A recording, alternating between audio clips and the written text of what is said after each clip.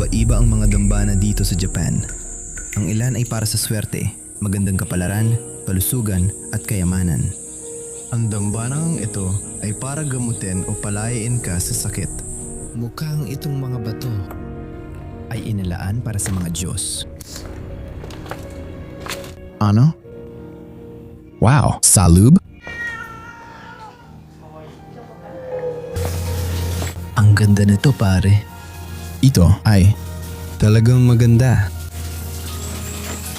Kahanga-hanga, nakarating din tayo dito. Pagkatapos ng ilang oras ng pag-akyat at paggalugad sa mga kuweba.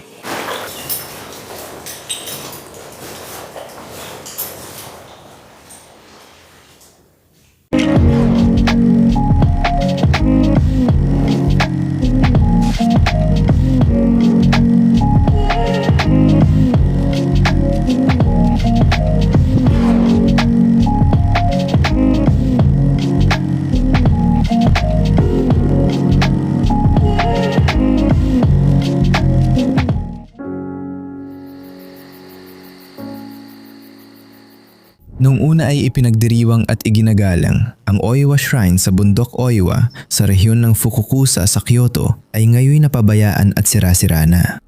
Ang pinagmulan nito ay maaring masundan mula sa pagpapalis ng angkan ng Ki ng angkan ng Hada noong taong 711 na nagbunsod sa kanila upang itatag ang kanilang banal na lugar sa bundok Oiwa. Lalo pang pinagtibay ang makasaysayang kahalagahan ng dambana noong unang bahagi ng ika-17 siglo nang gamitin ang damo nito upang pakainin ang mga kabayo ni Ieyasu Tokugawa, ang unang shogun ng panahon ng Tokugawa sa kanyang pagbisita sa Kyoto.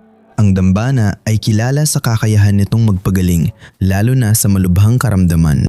Lalo pang pinasikat ni Domoto Insho ang dambana ng Oiwa.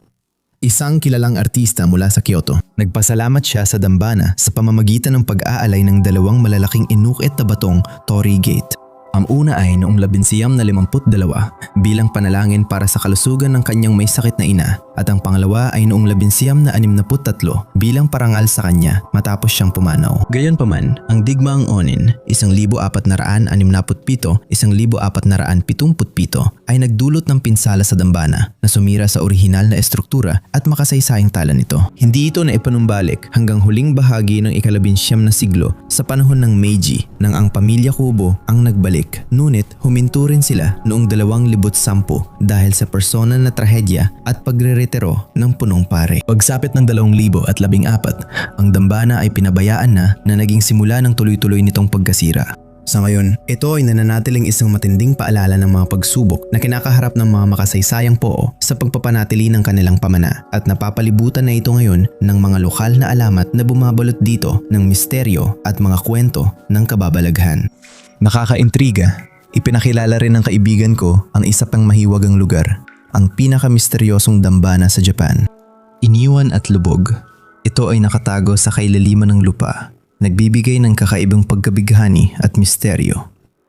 Kamusta Ronin fam? Ngayon, nagmamanayaw kami sa kalsada papunta sa dambanang ito. Hindi pa ako nakapagmaneho sa ganitong kalsada dati. Napapaligiran kami ng kawayan kaya special ang lugar na ito. At nandito ang kaibigan ko, Propasono Draper. Oh, ha. Ayun na, tingin ko yun na ang pasukan. Gustong gusto ko kung gaano ito mukhang abandonado. Oo, medyo malubak ang daan dito. Talagang kailangan ng magandang off-road na sasakyan. Ayos, nakahanap tayo ng paradahan. At tingnan mo ang tanawin dito. Ngayon, ito ay sobrang kamangha-mangha. Nandito tayo mismo sa tabi ng isang tanawan. Makikita natin ang Kyoto. Nasa harap mismo natin. Ngayon, ito ang nakatagong abandonadong dambana ng Kyoto. Nakalimutan ko ring ipakilala ang kaibigan kong si Saho. Instagram. 34 Nandito na siya. Bisitahin niyo siya sa link sa ibaba ng description. Sobrang Sikat din siya sa Twitter. Twitter, sikat. Ang Twitter ay @abex_tatlumput-apat. Talagang hindi maganda ang Twitter ko kumpara sa kanya. Maraming tao ang humahanga sa kanyang mga larawan kaya dapat niyo siyang makita. Ipapakita rin niya sa atin ang lugar na ito ngayon. Sobrang excited ako dito.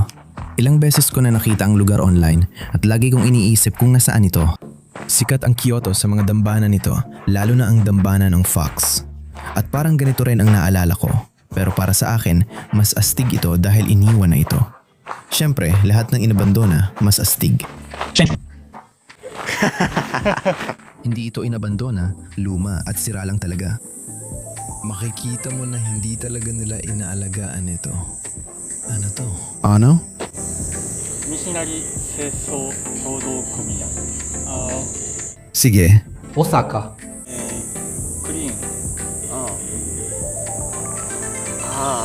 Nakikita mo ba ito? Oo, sige.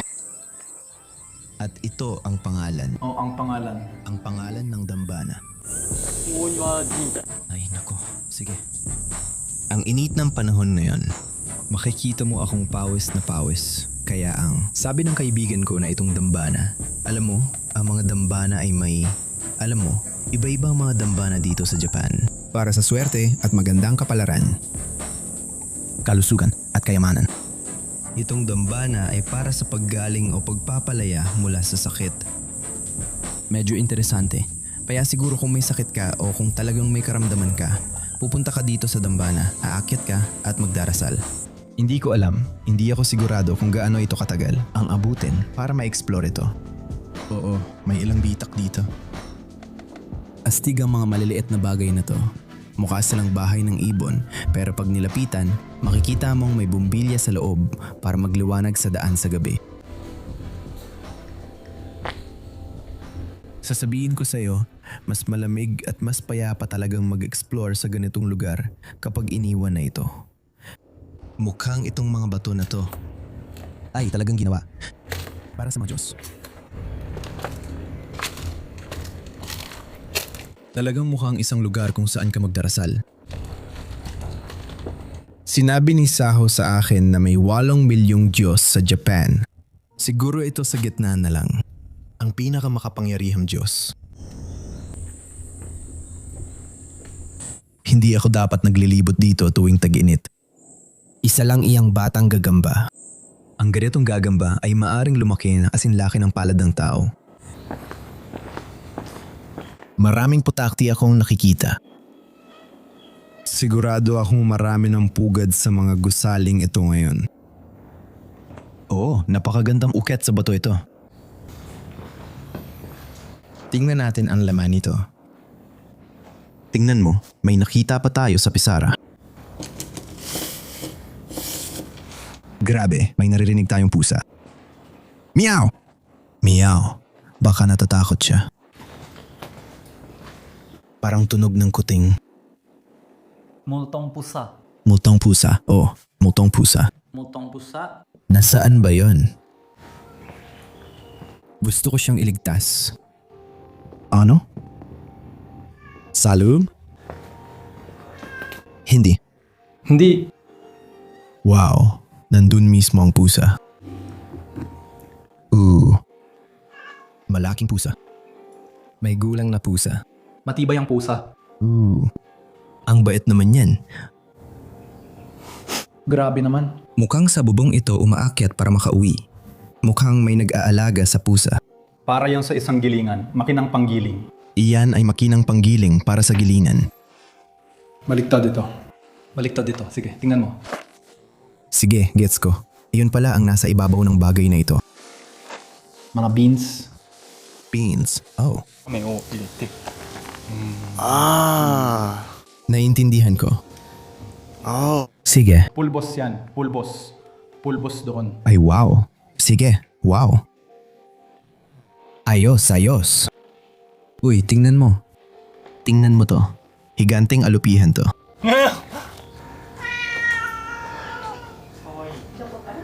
Taga Osaka. Ako. Hiragata. ですけど Pero Amerikano ako. Kaya itong babae ay bumaba lang dito. Siguro inaalagaan niya ang mga pusa tuwing bumibisita siya sa dambana.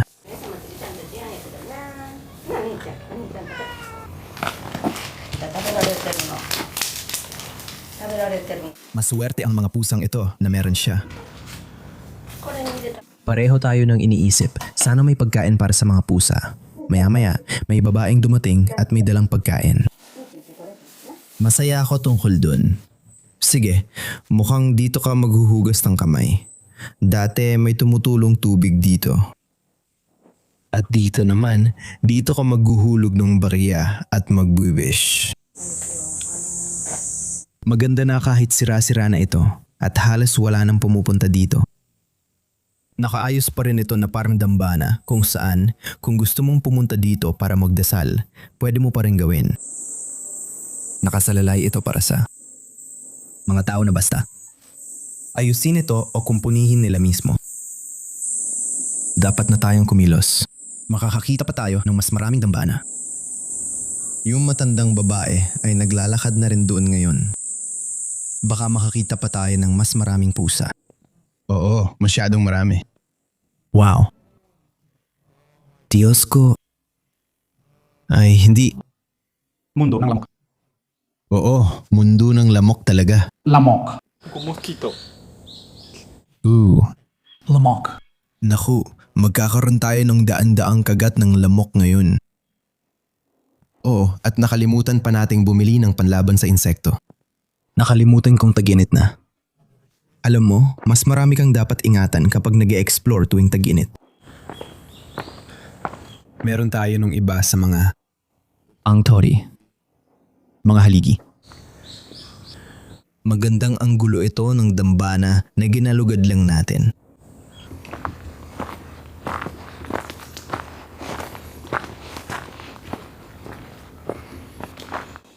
Tama.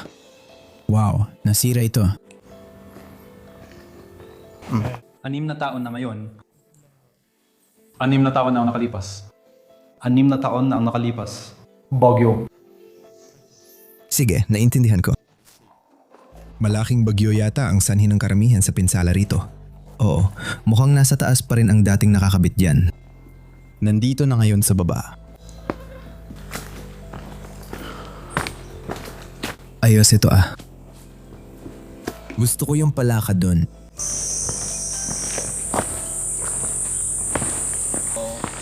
Lola. Hindi ako makapaniwala na naglakad siya pababa dito. Makikita natin ulit ang babaeng yun.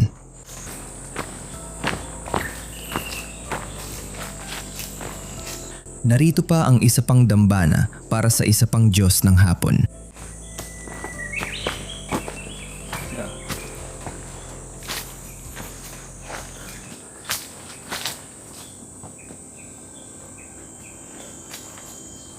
Wow, ang astig ng ukit dito.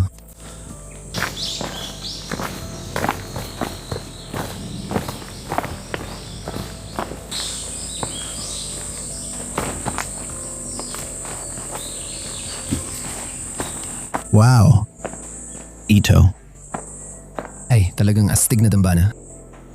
Ito yata ang pinakamaganda.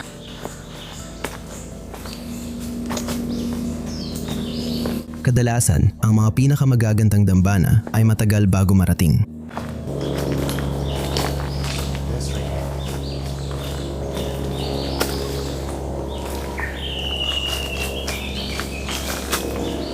Mas maraming kuponan ang nagtatrabaho. Mayroon pang mas maraming haliging bato at iba pang mga Diyos. Wow, ang dami nila dito. Mga higit 20. Nandyan lang sila. Simulan na nating bumaba sa mga hagdang ito. Tanggalin mo ang mga hakbang.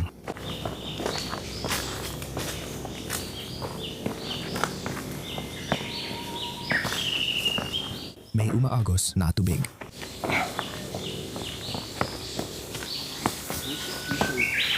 Ang tanging pagkakataon na nakita ko ang mga ganito ay sa Kyoto lang. Grape, pear. Ano ba yan? Tingnan mo yan. Ano yan? Ano yan? Isang murder hornet. B. Bubuyog, bubuyog. Bubuyag, bubuyag, bubuyag, bubuyag. Hindi. Hindi. Hindi. Bumalik ka. Sige. Bumalik ka. Panganib. Diyos ko, sige. Ano yun? Delikado naman, di ba? Parang mga murder hornet yan. Sige. Kailangan nating dahan-dahang dumaan sa tabi nila. Ang laki nun. Hindi ko alam kung nakuha ko yun sa camera mga tol. Pero heto ang litrato ng putakti na nakita ko. Sobrang laki. Palipad-lipad lang siya dito.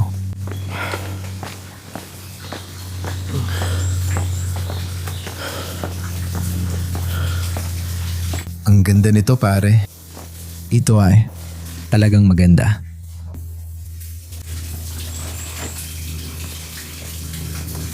Lamok. Mga alamok. Mahal nila ako. Mahal. Totoo yan. Ang daming lamok na kumakagat sa akin. Siguro masarap dugo ko para sa kanila. Hindi ako makapaniwala dito. Isang tagalika. Iyan ang tagalika. Oh, tagalika. Domoto, tagalika. Ang Domoto, Incheon Museum. Iyan ba ang pangalan? Oo, grabe. Siguro. Gusto mo pa? Hindi. Huli. Tapos. Sige, tuloy mo. Tumakbo ka. Oh. May 2 batang lamok dito. Ayoko talaga ngayon, seryoso. 10 na ang lamok na pinapaluko sa binti ko. Bukod sa mga lamok, namamangha talaga ako sa estruktura nito. Tingnan mo kung gaano kaganda ang ukit na yan. Siguro ito na ang paborito kong damba na sapon. Naglalakad kami ngayon sa gitna ng napakaraming lamok. Ang daming lamok. Grab. Para sa pagdarasal yan.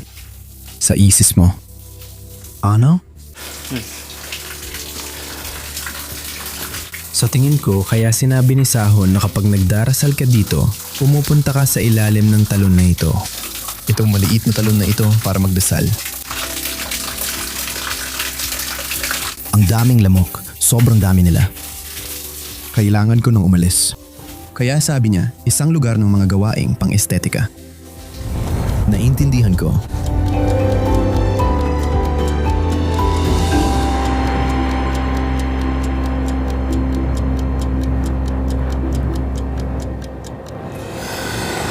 Narito na ang bagong araw mga kaibigan. At malapit na tayong may malaking misyon. Maganda ang kulay para sa litrato. Sakto lang. Ayusan kita. Ngayon, nagbabago ako. Anda ng tuklas yan ang kuweba na ito. Ako at si Saho, siya ang may hawak ng kamera. Papunta kami sa ilalim ng lupa. Tingnan mo, gumastos ako ng $50 para sa pantalon na isang beses ko lang gagamitin. Baka ipadala ko na lang pauwi. Oo, parang kumpleto ang ayos ko. Astig. Saka, may perpekto akong pantalon para dito. Suot ko ang exploring na pantalon ko. Malamang nakita mo na akong suot ito lagi. Pero para talaga ito sa ganitong lakad. Naikabit ko na lahat dito, kaya ganado at excited ako. Tara na sa kuweba.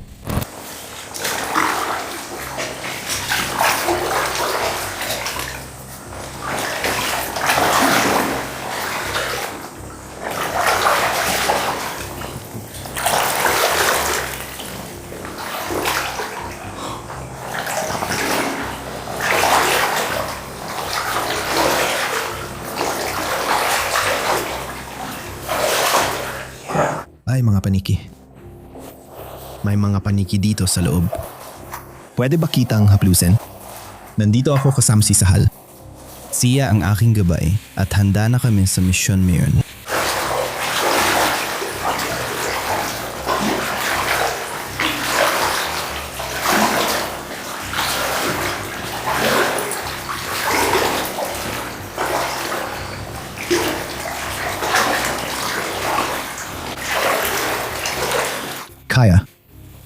Gawang tao ang kuweba na ito.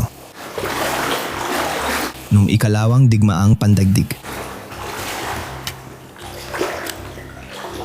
Wow, kamangha-mangha.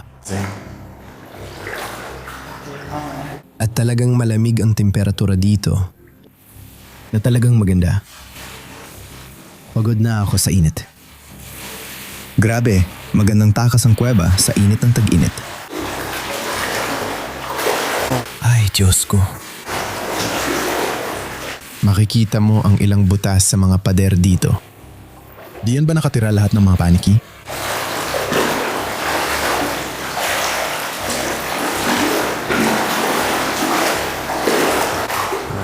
Ano to? Laruan ito. Bakit may laruan dito sa ibaba? Seryoso ako. Tingnan natin ito ng mas malapitan.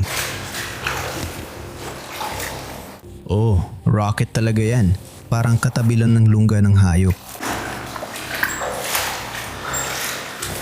May batang naglaro ba dito dati? Sige, huwag kang umalis, huwag kang umalis. Kotse. Salamat. Sasakyan. May sasakyan dito nun. Matagal na ang nakalipas. Sige. Noon pa. Wala pang tubig.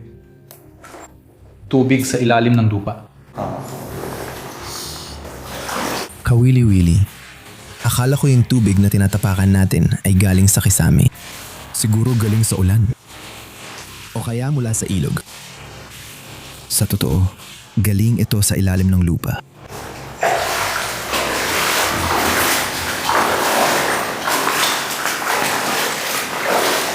At ito ang dahilan kung bakit ako nakasuot ng helmet dahil hindi mo alam kung kailan biglang babagsak ang mga bato sa'yo.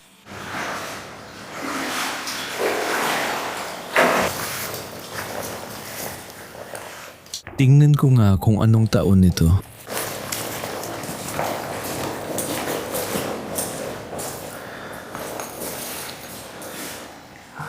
Hindi ko makita ang petsa.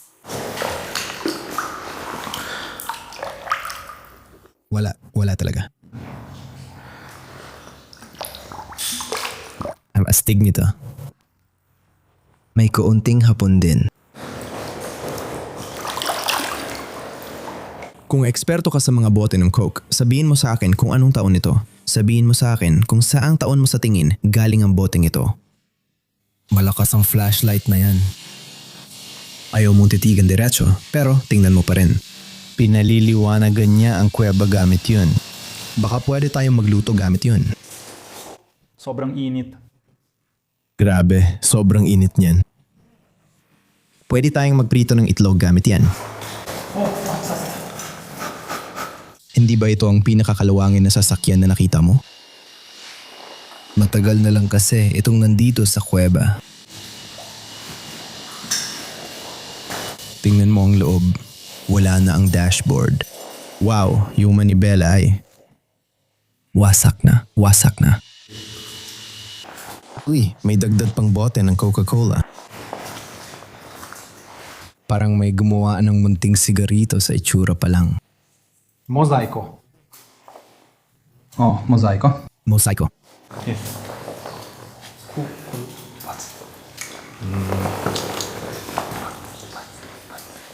Oh, yung pangalan? Hindi yung pangalan. Pelikula. Pelikula? Oh. Oh, walang signal dito sa baba kaya di tayo makapag-translate. Kung alam mo ang ibig sabihin nito sa Japanese, magkomento lang sa ibaba. At sa ngayon, wala pa akong nakikitang bakas ng hayop sa sahig.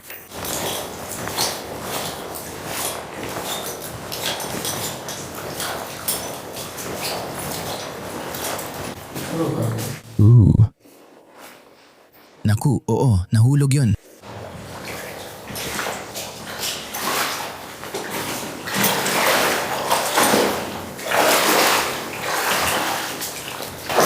Kaya mas makinis na ngayon ang mga kuha sa pelikula. Ikinabit ko ang camera ko sa gimbal. Di ako sigurado kung dapat kong hawakan ang gimbal habang naglalakad sa tubig. Susubukan kong hindi matumba.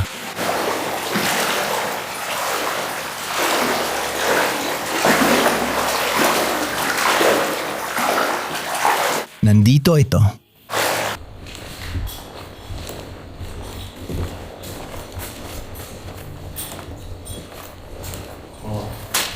Nung araw din, ginawa nila ang mga kuweba na to. Talagang napakinabangan nila ito. Nagkakaroon sila ng mga pista dito sa ilalim.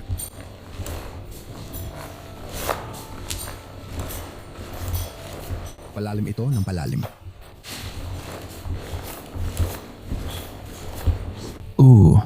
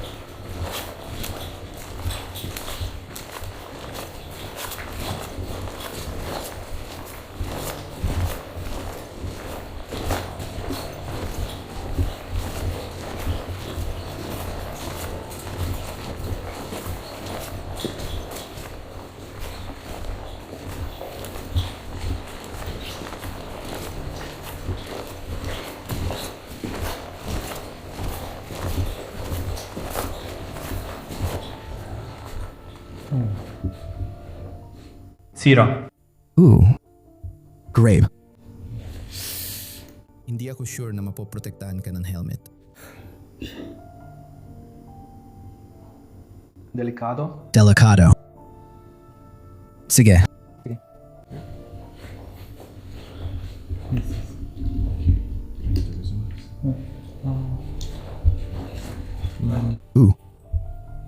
Sige, sige. May nagsabi sa akin tungkol sa mga cartoon na ito sa board na to. Sikat na mga cartoon. Dito sa Hapon. Kaya sa 200 yen, may pagkakataon tayong laruin ang larong ito kung saan magkakaroon ka ng bola at susubukan mong maipasok ito. Sa basket. Ooh. Oh.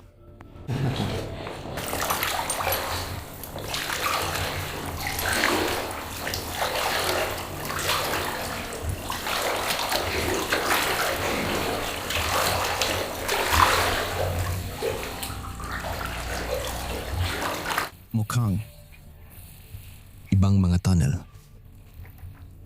na pinagdadaanan natin. Ang dami nila, pero dito lang tayo dadaan. Alam mo, kalaunan, parang di mo na mapapansin na nandito ka. Hello, tayo.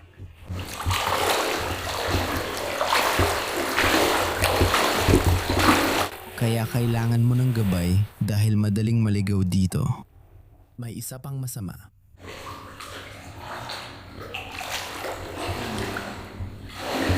May isa pang paniki dito.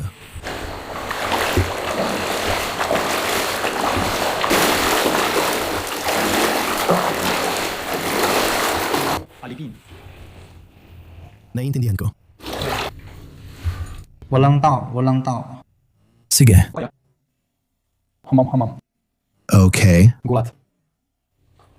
Kaya pala ganyan nila ginawa ang kuwebang ito.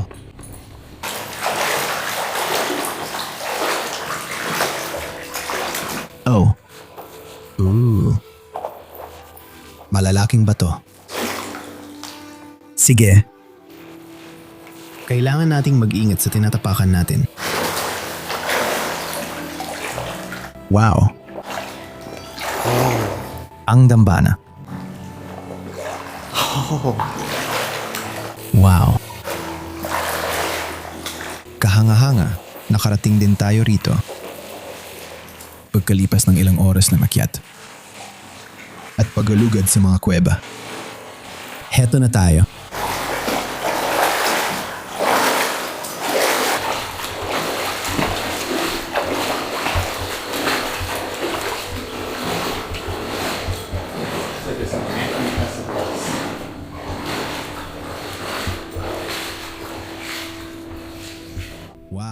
galing nito. Parang galing talaga sa anime.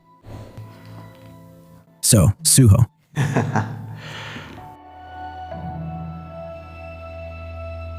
Nandito kami, naglalaan ng oras, kumukuha ng litrato at video at idinodokumento ito para sa inyo. Ginagawa ko lang yung flashlight effect gamit ang tubig na umaalon. Sige. Hinahanap ko yung tubig. Ang mahiwaga.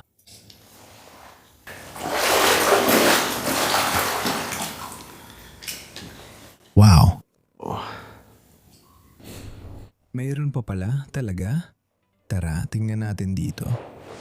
Parang misteryoso lang talaga ang bagay na to. Ito talaga ang paborito kong dambana sa hapon.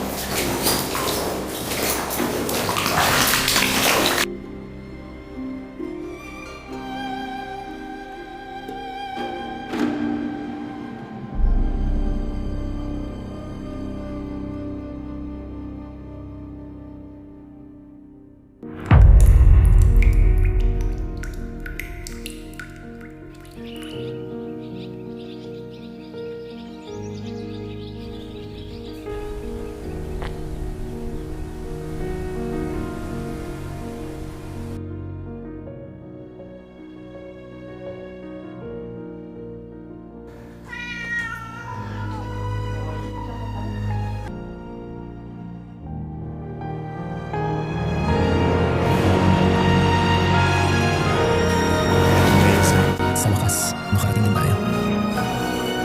Pagkatapos ng ilang oras ng lakad, Paggaliban sa mga kuweba.